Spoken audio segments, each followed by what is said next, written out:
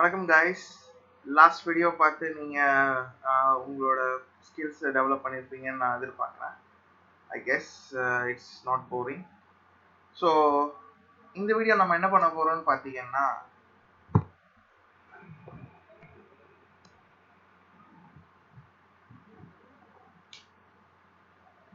Installation and configuration of CodeIgniter. அதாவது CodeIgniter-ஐ download பண்ணி இன்ஸ்டால் பண்ணி கான்ஃபிகர் பண்ணுறது எப்படின்றத நான் உங்களுக்கு ஸ்டெப் பை ஸ்டெப்பாக சொல்லித்தர போகிறேன். ஓகே, போலாமா? தேங்க்யூ. ஃபர்ஸ்ட், இன்ஸ்டலேஷன்ன்றது ரொம்ப நீங்கள் நினைக்கிற மாதிரிலாம் ரொம்ப காம்ப்ளிகேட்டடோ ஒரு பெரிய ஃபைலோ இருக்குன்றதே இல்லை. Very simple. ஜஸ்ட் ஒரு சின்ன ஒரு பிக்சர் டவுன்லோட் பண்ணுற மாதிரி தான். இதோட மொத்த சைஸ்ன்னு பார்த்தீங்கன்னா 2.8 MB தான் வரும். அது எங்கேருந்து டவுன்லோட் பண்ணோன்றத நான் சொல்கிறேன். ஃபர்ஸ்ட் CodeIgniter.com, அதாவது https://codeigniter.com/download அப்படின்ற பேஜ்ல இருந்து நீங்க CodeIgniter பேக்கேஜை டவுன்லோட் பண்ணிடுங்க. கரண்டா இப்போ என்ன வெர்ஷன் இருக்குன்னா 3.1.0 வெர்ஷன் இப்போ ஸ்டேபிள் வெர்ஷனா ரிலீஸ் பண்ணியிருக்காங்க. இந்த வீடியோ ரிலீஸ் பண்ண டைமுக்கு நீங்க இந்த வீடியோ பார்க்கும்போது மேபி புது வெர்ஷன்ஸ் வந்திருக்கலாம். ஓகே, ஸோ இதை நான் வந்து டவுன்லோட் பண்ணிட்டேன். நீங்கள் டவுன்லோட் பண்ணலன்னா இந்த யூஆர்எல் உங்களோட டிஸ்கிரிப்ஷனில் இந்த யூஆர்எல் இருக்கும். நீங்கள் அதை டவுன்லோட் பண்ணி நீங்கள் யூஸ் பண்ணிக்கலாம். அன்சிப் த பேக்கேஜ். இது ஒரு ஜிப் ஃபார்மேட்டில் உங்களுக்கு கொடுப்பாங்க. அந்த ஜிப் ஃபார்மேட்டில் இருக்கிற கோடை நீங்கள் அன்சிப் பண்ணி ஒரு ஃபோல்டரில் அன்சிப் பண்ணி வச்சுக்கோங்க. அடுத்து rename the folder to CI. இப்போ நம்ம டுட்டோரியல் எல்லாமே பார்த்தீங்கன்னா நம்மளோட ப்ராஜெக்ட் நேமே பார்த்தீங்கன்னா CIன்னு வச்சுருக்கேன். CIன்றது ஒன்றும் இல்லைங்க, CodeIgniter. அதுதான் ஷார்ட் ஃபார்மாக CIன்னு வச்சுருக்கேன். ப்ரௌசரில் போடும்போது ஈஸியாக இருக்கும், உங்களுக்கு கம்ஃபர்டபுளாக இருக்கும். தேங்க்யூ. அப்புறம் இதை நம்ம ஜாம்ப் ஃபோல்டர் உள்ள HEDocs ஃபோல்டரில் மூவ் பண்ணி வச்சுக்கோங்க. அதுதான் நம்மளோட வெப் ரூட் ஃபோல்டர். அதாவது HEDocs உள்ள CIன்ற ஃபோல்டருக்குள்ள நம்ம அன்சிப் பண்ண கண்டென்ட்ஸை காப்பி பண்ணி மூவ் பண்ணி வச்சுக்கிறோம். அதுக்கப்புறம் ஜாம்பை ஸ்டார்ட் பண்ணுறோம். அதாவது அப்பாச்சி சர்வரை ஸ்டார்ட் பண்ணுறோம். அதே மாதிரி MySQL டேட்டாபேஸையும் ஸ்டார்ட் பண்ணுறோம். அதுக்கப்புறம் ஒரு ப்ரௌசர் ஓப்பன் பண்ணுறோம்.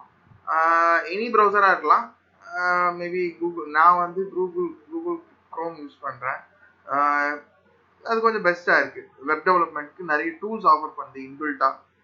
So I prefer Google Chrome. Access the package via உங்களோட ப்ரௌசரில் http://localhost/ci அப்படின்ற யூஆர்எல் மூலமாக நீங்கள் உங்களோட இன்ஸ்டாலேஷனை ஆக்சஸ் பண்ணலாம். இதை நம்ம இப்போ தியரிட்டிக்கலாக பார்த்துட்டோம். இதை ப்ராக்டிக்கலாக எப்படி பண்ண போகிறோன்றத நம்ம இப்போ பார்க்கலாம். ஓகேங்களா?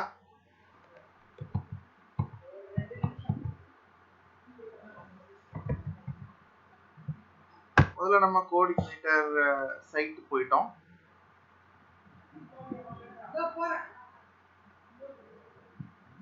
அதில் டவுன்லோட்ஸ் ஓப்பன் பண்ணிட்டோம். அந்த டவுன்லோட்ஸில் டவுன்லோட் CodeIgniter 3 அப்படின்ற ஒரு ஆப்ஷன் இங்கே இருக்கும். இதை கிளிக் பண்ணிங்கன்னா உங்களுக்கு டவுன்லோட் ஆக ஆரம்பிச்சிடும். நான் ஆல்ரெடி டவுன்லோட் பண்ணிட்டேன். நம்ம இப்போ அந்த டவுன்லோட் பண்ண வெர்ஷனை பார்ப்போம். இது நான் டவுன்லோட் பண்ண பேக்கேஜ்.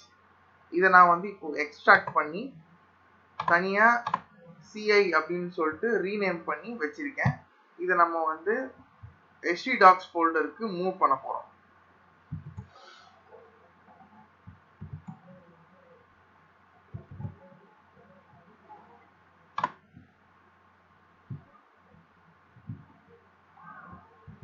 இப்போ நம்ம என்ன பண்ணியிருக்கோம்னா HEDocs ஃபோல்டருக்கு அந்த CI-யை மூவ் பண்ணிட்டோம்.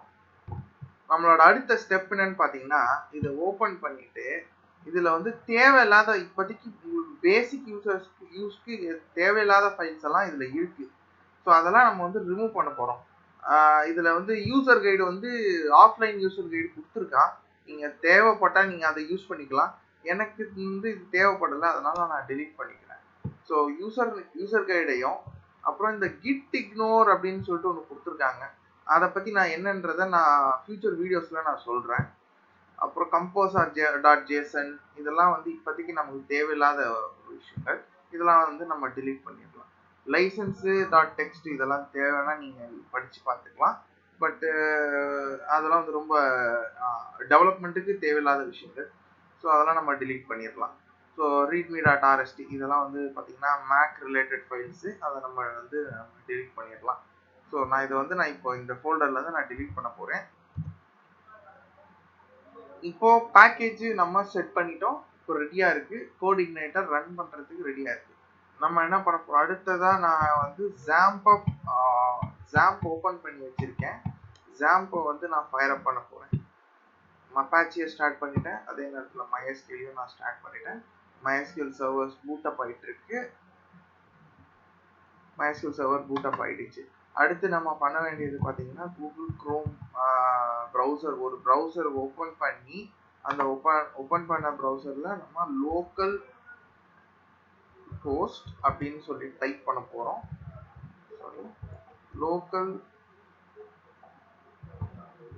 ஹோஸ்ட் /ci அப்படின்ற ஃபோல்டரில் தான் நம்ம வச்சுருக்கோம். அதனால நம்ம CI அப்படின்னு டைப் பண்ணி என்டர் ப்ரெஸ் பண்ண உடனே நமக்கு என்ன கிடைக்குதுன்னா ஒரு வெல்கம் பேஜ் வரும். இது வந்தால் தான் உங்களுக்கு வந்து ஆக்சுவலாக இன்ஸ்டாலேஷன் கரெக்டாக இருக்குன்னு அர்த்தம். ஸோ இந்த பேஜ் வரும், ஆட்டோமேட்டிக்காக வந்துடும். இருந்தாலும் ஜஸ்ட் இன்ஃபர்மேஷன், இந்த பேஜ் வந்தால் தான் நீங்கள் வந்து கரெக்டாக செட் பண்ணியிருக்கீங்க அப்படின்றது கன்ஃபார்மாக நமக்கு தெரியும். ஓகே, இப்போ நமக்கு வந்து இன்ஸ்டாலேஷன் இஸ் நவ் கம்ப்ளீட். அவன் அடுத்த ஸ்டெப் பார்க்கலாம்.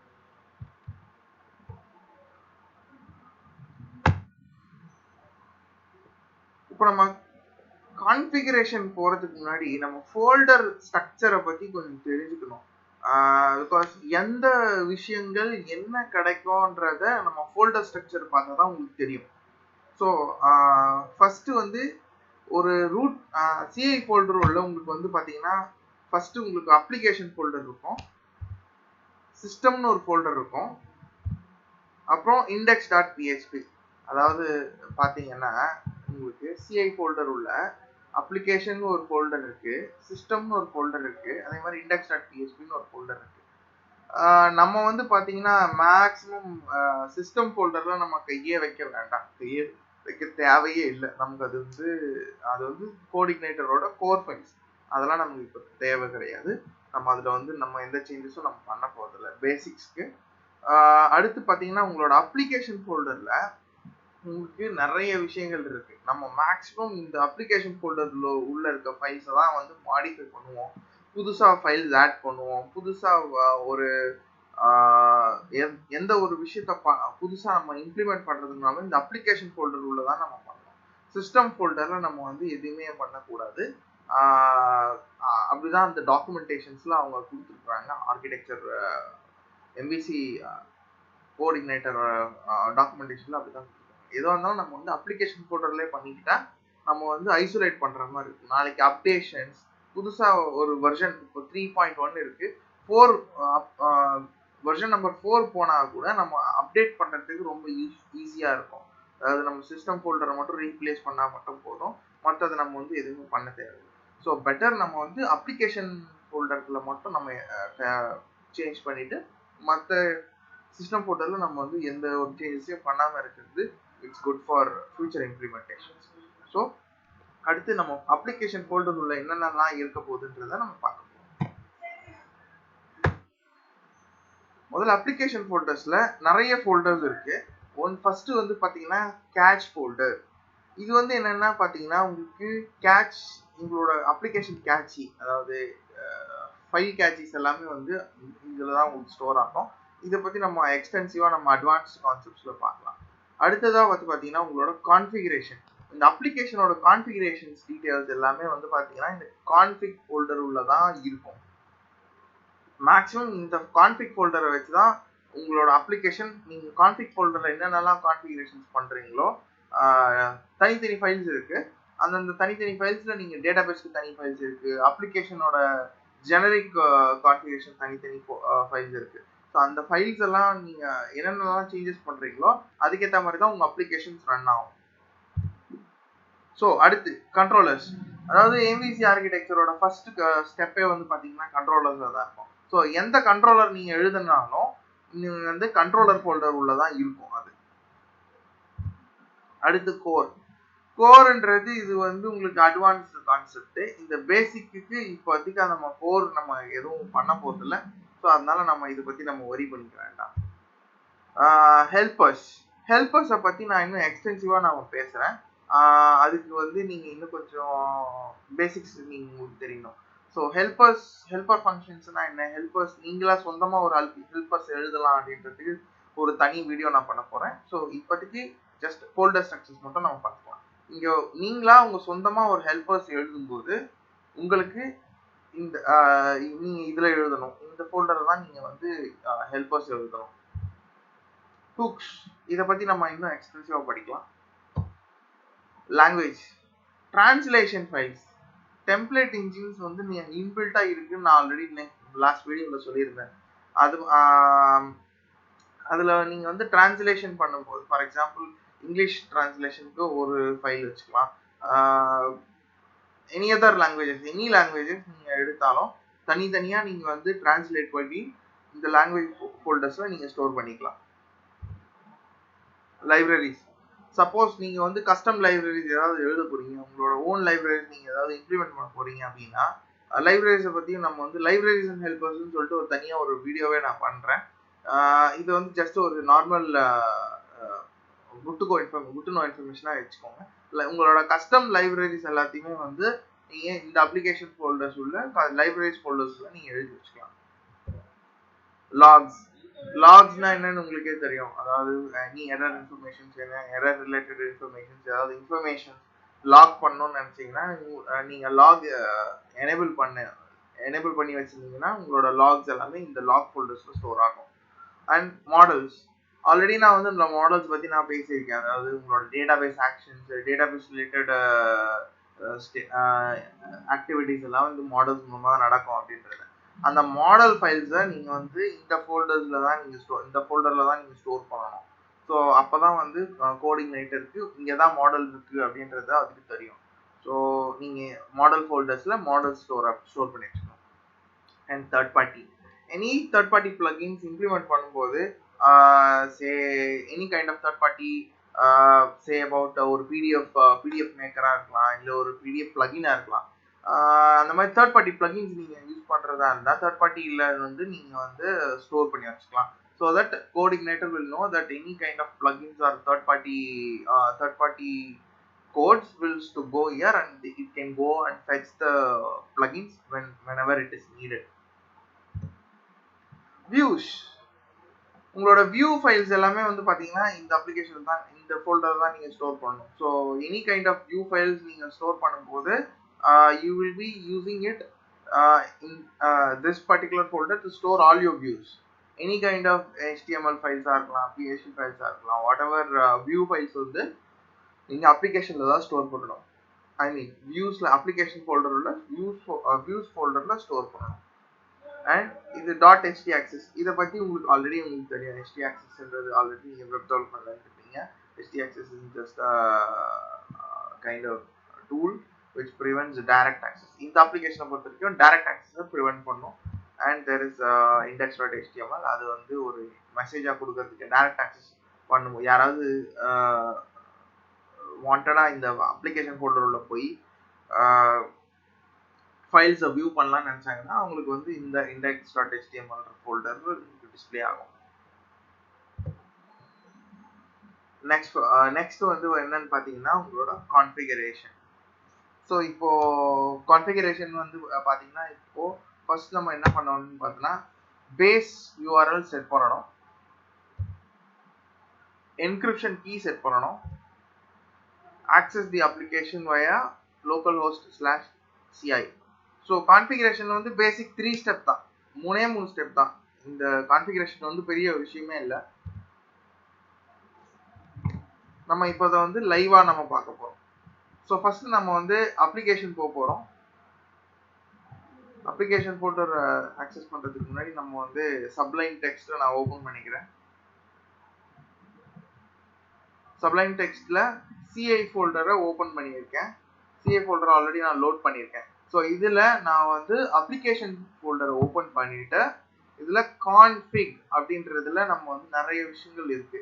ஒன்று வந்து பார்த்தீங்கன்னா ஆட்டோலோட் இருக்கு, கான்ஃபிக் இருக்கு, கான்ஸ்டன்ஸ் இருக்கு, டேட்டாபேஸ் இருக்கு, டாக் டைப்ஸ் இருக்கு, ஃபாரின் பிளா பிளா பிளான்னு ரவுட்ஸ் இருக்கு, யூசர் ஏஜென்ட்ஸ் இருக்கு, ஸ்மைலிஸ் இருக்கு. சி உங்களுக்கு வந்து இது ஒரு ஃபைல்ஸும் ஒரு டைம்ல நம்ம யூஸ் பண்ணுவோம். மெயினா நம்ம யூஸ் பண்ண போகிறது இப்போ கான்ஃபிகரேஷனுக்குன்னு பார்த்தீங்கன்னா வெறும் நம்ம config.php தான் நம்ம யூஸ் பண்ண போறோம். ஸோ நம்ம config.php நான் ஓப்பன் பண்ணிக்கிறேன். அதில் வந்து பார்த்தீங்கன்னா பேஸ் யூஆர்எல் செட் பண்ணணும்னு நான் சொல்லியிருந்தேன். ஸோ அதில் வந்து பார்த்தீங்கன்னா வெறும் நீங்கள் ஜஸ்ட் http://localhost/ci அப்படின்றது நம்மளோட பேஸ் யூஆர்எல். அதை நான் இப்போ செட் பண்ணிட்டேன். அடுத்து வந்து பார்த்தீங்கன்னா இந்த index.php இதெல்லாம் வந்து டிஃபால்ட்டாகவே இருக்கட்டும். அடுத்து வந்து இதில் நம்ம பண்ண வேண்டியது பார்த்தீங்கன்னா என்கிரிப்ஷன் கீ அப்படின்றது ஒன்று இருக்கு. என்கிரிப்ஷன் கீன்றது ஒன்றுமே இல்லை,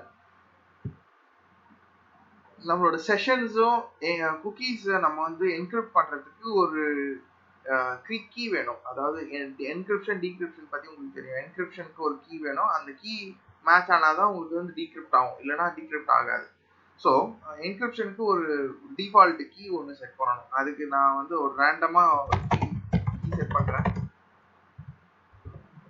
ஸ்பேசஸ்லாம் இல்லை, இருக்கக்கூடாது. Just characters and alpha numerical கேரக்டராக இருந்தால் பெட்டர்.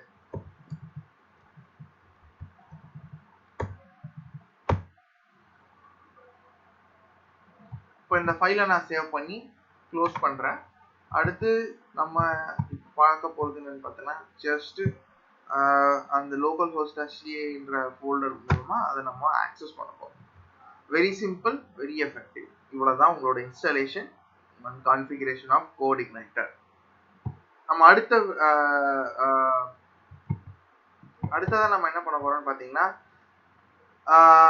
தட்ஸ் ஆல் ஃபோக்ஸ். இந்த வீடியோவுக்கு நான் இவ்வளோதான் நான் கொடுத்துருக்கேன். இது நெக்ஸ்ட் வீடியோவில் வந்து நம்ம என்ன பார்க்க போகிறோம்னு பார்த்தீங்கன்னா understanding the controller and view. அதாவது நம்மளோட first we are going to write our own controller and view file so that you will understand what is a controller and what is a view. Practically நம்ம வந்து பார்க்க போகிறோம். So this is just an intro how what is the next videoன்றதை. இந்த video உங்களுக்கு பிடிச்சிருந்தா comment பண்ணுங்க, like பண்ணுங்க, share பண்ணுங்க. Thank you. Bye.